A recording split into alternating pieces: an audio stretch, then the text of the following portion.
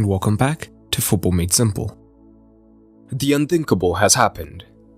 After over a decade, Lionel Messi will no longer be a Barcelona player, and he looks destined for the French capital to link up with other superstars like Verratti, Mbappe, and his best mate from their days in La Liga, Sergio Ramos, as PSG continue their quest to win the Champions League.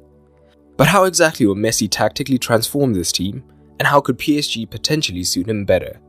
Let's take a look. And if you want to keep up with PSG and Messi this season, the best app to do so is our video sponsor, the OneFootball app. OneFootball not only allows you to keep up with your favorite teams, so for example, all you have to do is type in PSG, hit follow, and you'll get a customized newsfeed giving you the latest news, stats, and match information for them. But you could also follow an individual player, so you could type in Messi instead and get a feed all about the latest Messi news, stats, and more. The best part is, it's absolutely free through the link in the description below. Since Pochettino has come in, he has mainly used a back four, whether that's been as part of a 4-2-3-1, a 4-3-3, or even on occasion, a 4-4-2. He's more likely to operate with the former two, giving us obvious positions that Messi could fit in. He could slot in on the right wing in a 4-3-3, in the hole in a 4-2-3-1, or as a false 9 in the 4-3-3. So what could he bring to each role? Well, there will be a lot of overlap as he tends to end up in similar positions. But what could he bring from the right wing first, and why could he be even more effective at that than when he played there recently for Barcelona? In the latter days, when Messi drifted off the right for Barcelona, it was primarily to join the midfield. And the major reason for this is because post Xavi and Iniesta, the Barcelona midfield was quite dysfunctional. So Messi had to drop deeper into these regions, as it was essentially the only way to progress the ball into the forwards. You can see this in the ball progression numbers, with Messi top for Barcelona even last season. So in many ways, he took more of a creative role. But of course, since he is still Messi, he had a ridiculous goal output. The right side of Barcelona's attack was also unbalanced at times, with Messi drifting infield and Semedo and Sergio Roberto not being particularly threatening when they give the width. At PSG, Messi could perform a similar role, but even more effectively. First of all, in Achraf Hakimi, PSG have signed perhaps the finest attacking right-back in world football.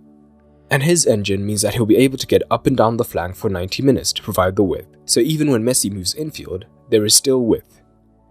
Secondly, PSG have a much more functional midfield than Barcelona in recent years, so they won't need Messi to drop deep to begin the play and do all of the ball progression, as the likes of Verratti and Paredes are excellent at doing this. This shows when comparing the progressive pass numbers for Barcelona and PSG players last season. So when Messi comes infield, it won't be to help the build-up play, but we could see more of him looking to attack the box once again, and looking to get shots off in dangerous zones. We can see the differences in the functioning of the midfield, as at Barcelona, Messi was one of the most pass-to players per game. But those same stats at PSG would show just how much more PSG are willing to trust their midfielders on the ball. And of course, this would mean seeing Messi and Neymar terrorizing defenses once again. Usually, both are the reference point for opposition defenses, but when they play together, it makes it impossible for defenses to tell which side the major threat will come from. This will mean that both men will probably get a bit more space on the ball, with either being able to play on the wing or move into the hole to cause havoc. And all of this is before even mentioning the threat of players like Mbappe and Angel Di Maria. But Messi could also thrive in the 10 position. Last season, we saw him close to playing as an orthodox 10 when Koeman used the back 3, as he and Pedri often operated between the lines with Dembele ahead of them.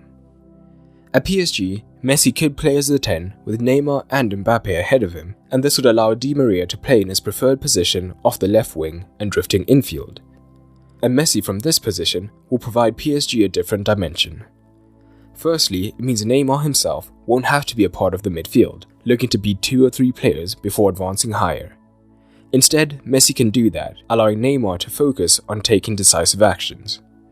In addition, we saw how often last season Messi was able to release Dembele into dangerous positions, and with 3 elite runners ahead of him, he will be an even bigger threat. And Messi's ball-carrying ability will, as always, see him be able to get past men into dangerous positions in the final third, with his dribbling and ball-carrying stats being outstanding. And his penetrative passes once he gets higher up will be defensive. Only PSG's midfielders made more passes into the final third than Messi, and Messi made the most passes into the box last season. So this is great news for those ahead of him who may get even more chances, and last season, only Neymar would have topped Messi's 7.17 shot creating actions per 90. But if Poch feels that this formation will put too much strain on the double pivot, he could use a 4-3-3 with Messi as the false 9 and Neymar and Mbappe either side. The main advantage of this is it will allow extreme fluidity between the front three, who could all be constantly interchanging as they would in any formation. And from here, Messi can drop deep, potentially creating space for Neymar and Mbappe to attack, who Messi could easily find. But doing even less legwork in midfield regions means we could see a Messi who is more goal-focused once more, lead into some insane numbers in Liga. It is the end of an era in many ways for Messi, but it is also an opportunity to pen a new chapter in his story as the protagonist who leads PSG to Champions League glory. But how do you see this move panning out? And how will PSG line up? Drop it down below. A quick shout out to my Patreons for helping to make this video possible. If you want to support, head on over to patreon.com/footballmadesimple and you'll get rewards like early access to videos and exclusive content. And a special thanks to my Patreons including Kalechi Okoronko and Siddharth Krinshanth. But that's all for today, and remember, keep it simple.